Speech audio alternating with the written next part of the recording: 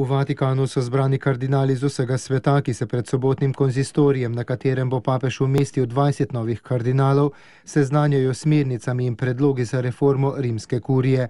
Svet 9 kardinalov, ki papežu svetuje pri reformi rimske kurije, bo vsem drugim kardinalom predstavil povzetek svojega dosedanjega dela. Ta vsebuje številne predloge vodij posameznih dikasterijev in drugih strokovnjakov z tega področja.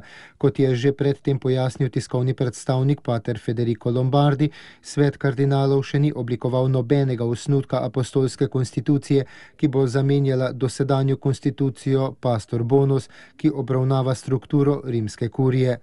Cilj reforme je doseči večjo ubranost pri delu različnih dikasterijev in uradov ter učinkovito sodelovanje, je dejal papež Frančišek in poudaril, da reforma ni namenjena sama sebi, ampak je sredstvo za močno krščansko pričevanje, za bolj učinkovito evangelizacijo, bolj ploden ekumenski duh in spodbujanje bolj konstruktivnega dialoga z vsemi.